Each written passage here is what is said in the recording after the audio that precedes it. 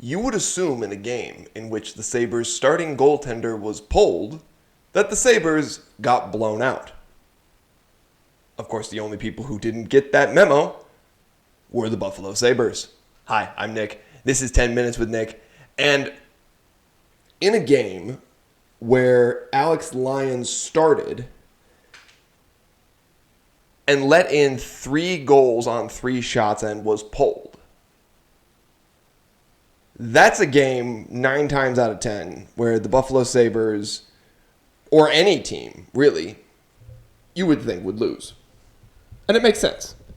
3 goals on 3 shots, demoralizing. Hard to come back from, back-breaking even. Call the Undertaker, bury them dead. But as I noted, the Buffalo Sabres did not get that memo. You see, they were still riding high off the sugar rush provided by Rasmus Dahlin scoring a goal within 34 seconds to start the game. They knew Debesh was weak, and they were ready to take advantage of it. Now, I'm not saying Dobesh is a bad goaltender. I'm saying last night, he was leakier than a dam. That works. Ladies and gentlemen, we've been talking for weeks about how the Sabres need more from their top line if they're going to pull out this series against the Montreal Canadiens. They need more from their top line. They need more from Tage Thompson. They need more from Dahlin. They need more from Alex Tuch. Alex Tuch didn't get on the scoreboard, but he had probably his best game of the series so far, including a breakaway chance that he should have buried. Tage Thompson had 4 points, 3 apples, and a nice little empty netter. Rasmus Dahlin had 5 points, the aforementioned goal, and 4 apples. The Sabres were on fire last night from top to bottom. And when the Sabres play like that, they cannot be stopped. Now, they're not going to win many games 8-3. That's insanity. But in a game 6 where the Sabres had their backs fully against the wall, their playoff dreams were on life support. And I mean life support. They got roasted in their own barn. They had to go to Bell Center, one of the more hostile barns in the game. And they put themselves in a 3-1 hole early. The first period ended 3-2. And despite the fact that the Sabres looked better on the ice, Montreal had the lead, and Montreal has pretty historically been good with the lead.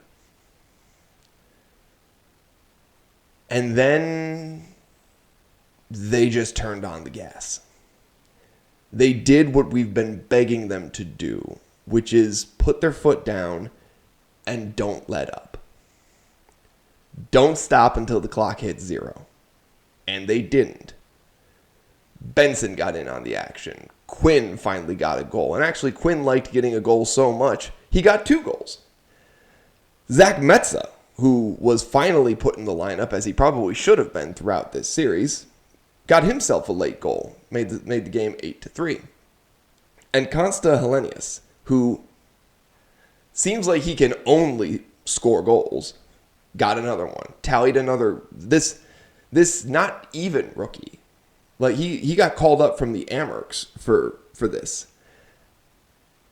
And he still got it done. He's still getting it done. In the brightest lights, in the toughest competition, he looks like a seasoned pro out there. Sabres are going to be good for quite some time. Their young core is phenomenal. Phenomenal. And they're young, and you know how their young core is phenomenal? Because even when the Sabres weren't winning games, that core was still playing well. Josh Doan, Zach Benson, Konsta Helenius, these guys have been playing well. Noah Ostlund, who's hurt right now, but imagine if he was in this series. Actually, it's hard to imagine that, because if Noah Ostlund was still in, you might not have gotten Konsta. But,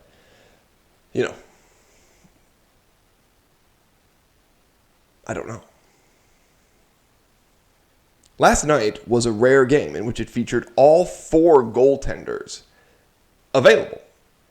You had Dobesh get chased off the ice with 7 goals against. No, 6 goals against, because the other one was the empty netter, and then one got through Fowler. Alex Lyon got chased off in the first period. And when you let in 3 goals on 3 shots, you got to make a swap. That's Lindy Ruff pulled all the right strings last night. Last night. Sorry, my times are getting jumbled up. I'm just so excited. That was a massive momentum grabber. Huge. Because Montreal had all of the momentum. They had the pressure, but Montreal also had all of the momentum. The Sabres had come back, tied the series 2-2.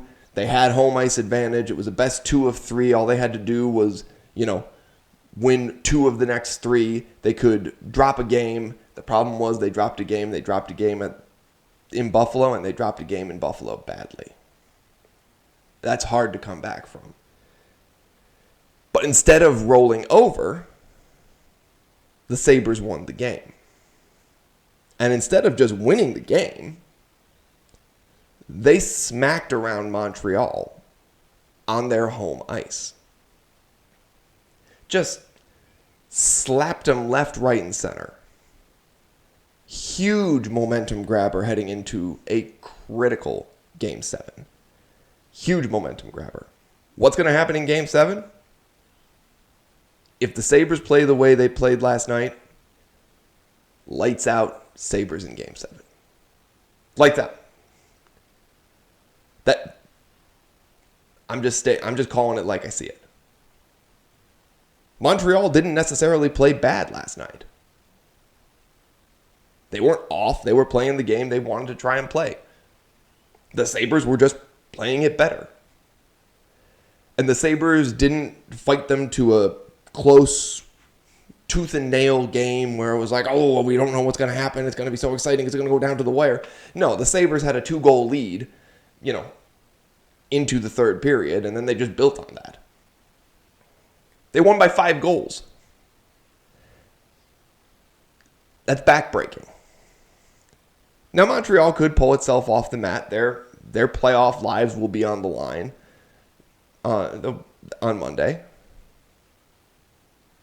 But the thing is, so are the Sabres.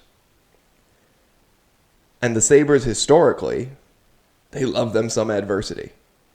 I don't know why. I do not know why. But the Sabres have loved them some adversity this season. And it has continued into these playoffs. If you get a game where Dahlin and Tage score half the points, get half the points they scored in this game. Tage only gets a goal and an assist, and Dahlin only gets, 3 assists or something like that. Those are the kinds of numbers you need from your top line. And it doesn't matter what order or what arrangement they come in. Those are the numbers you need from your top line. The Sabres power play is humming. If you can get Quinner going to the net, getting a goal, Benson keeping his streak alive, Konsta just playing his game, Zach Metza, who played phenomenally last night, it's a different lineup when the Sabres are humming. And that's what you saw last night. You didn't see a Sabres team that caught lightning in a bottle. You saw the Sabres team from the entire season. That is the Sabres team we've come to expect, not half of what has happened in this series. The Sabres from last night are the Sabres from all season long. The Sabres who were down in December and then won the Atlantic Division. Those are the Sabres we've come to grow and expect. And those are the Sabres who are going to win Game 7 tomorrow night in Buffalo, New York. I can't wait. I'm excited. It's going to be masterpiece theater. I don't know what's going to happen. I think the Sabres are going to win it in 7. I'm sure Montreal fans will let me know how wrong I am. Just, Montreal. Cross your fingers and hope Dobish stays on the ice. Anyways. Go Sabres. Sabres in 7. I'm Nick. This is 10 Minutes with Nick. Have a great day.